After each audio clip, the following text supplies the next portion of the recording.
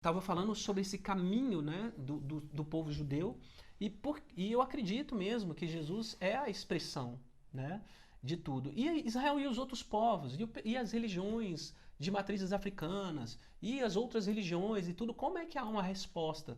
Olha, para mim, imagina que todos nós estamos numa busca legítima de viver e de buscar nos conectar com a fonte, com Deus, com a consciência iluminadora, com a, o eu essencial, né? O eu maior não, como é que é?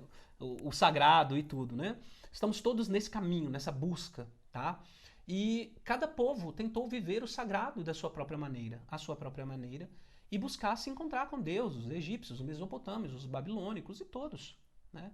Então, para mim, é como se todas essas buscas fossem legítimas, e de verdade o são, mas que eles não tivessem todas as informações. Porque lá em João, de novo, quando. Ninguém tem. Ninguém tem, né? Mas Jesus é a grande revelação. Porque quando lá em João, no Evangelho de João, é, está escrito assim, né? Que Então, o ninguém verbo. tem no sentido de que, assim, mesmo Jesus tendo revelado toda a verdade, muitos, seu povo não Uhum, recebeu, e os poucos que o receberam uhum, distorceram essa verdade na religiosidade. sim. Nesse sentido que eu estou dizendo a respeito do sistema religioso cristão que a gente tem hoje, Uhum, que é bastante distorcido, né?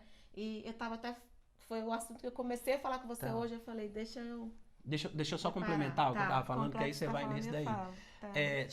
Tá. Quando eu estava falando do livro de João, era justamente sobre isso, que aquilo bugou não só a cabeça dos religiosos da época, Uhum. aquilo bugou a cabeça dos gregos, dos romanos, porque o que é falado lá? Né? No princípio era o verbo, e o verbo está com letra maiúscula. Né? Então, no princípio era o verbo era Deus, e o verbo estava com Deus. Né? Estava com Deus e era Deus. Uhum. Né? E por meio do verbo, tudo que foi feito se fez. E sem ele, nada foi feito. Né? Tudo foi feito por intermédio dele, e sem ele, nada do que foi feito se Uhum. fez. Né? É o versículo 1 e 2 ali. Então, quando ele fala a palavra verbo, ele dá um bug do milênio. Nossa, quem é anterior ao ano 2000 vai lembrar disso aí. Vai dar um bug do milênio na cabeça dos gregos, porque tudo que os gregos queriam era encontrar o verbo. Tudo que o romano tinha aprendido com o grego era encontrar o verbo. Por quê? Eles queriam entender qual era a expressão de Deus. E João fala assim: essa expressão de Deus que todos os povos estão buscando é Cristo. Olha o quanto isso é bonito. É. Né? Então, assim, é como se as pessoas não tivessem entendido ainda isso, ou não tivessem Uhum. tido essa informação. Mas toda a busca dessas pessoas de se conectar com a fonte, com o divino, com a consciência iluminadora, ou com qualquer outro nome que se queira dar, é uma busca legítima. Isso.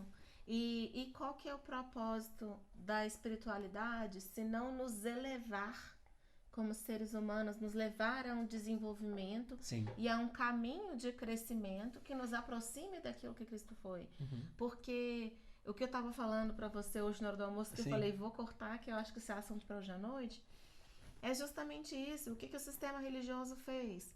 Criou um personagem em Jesus Cristo com o qual as pessoas se identificam cegamente e idolatram. Você já... Idolatram o personagem, né? Isso! Você já parou pra pensar Você tá mexendo na que mesa. tem muita gente que é idólatra de Jesus Cristo?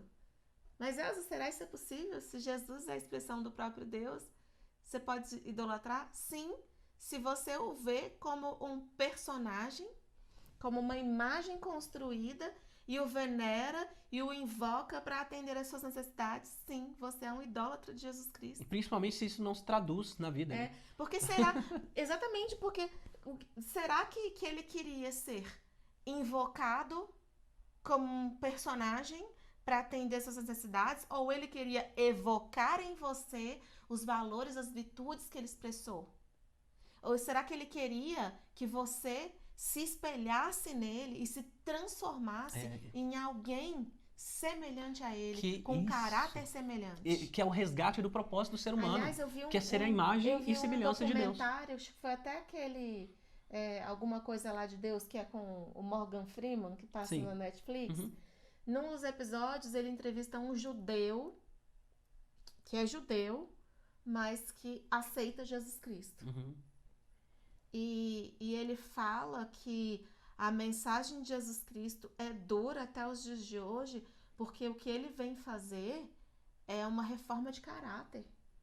E que as pessoas não estão dispostas, né? As pessoas não estão dispostas a essa transformação. Eu vejo o seguinte, né? Segundo a mensagem do Evangelho, Jesus veio reconciliar, né, o homem com Deus. Então, existia um caminho que foi quebrado e que era irreconciliável. E Jesus veio, por meio da morte e ressurreição, reconciliar nesse caminho. Só que a evidência de que eu estou reconciliado com a fonte é expressar fruto. Que fruto é esse? Essa é o fruto da reforma de caráter do ser humano. E não é só eu me escorar ali na ponte que ele colocou e ficar. Não é só isso, porque né? é um caminho, é uma jornada. Exatamente. Né? A gente vai fazer essa jornada. E isso eu posso transferir para outras visões religiosas. Cristo encarnou o próprio amor e a mensagem que ele deixou é para que nós sejamos carta viva. Nós sejamos o próprio evangelho. E não ficar só pregando da boca para fora. E eu posso levar isso para outras religiões. Se você levar isso para o budismo, Siddhartha Gautama, ele veio dar um exemplo de paz. Ele quer que você simplesmente o venere como Buda, ou ele quer que você seja paz. A paz que o mundo tanto precisa. Exatamente.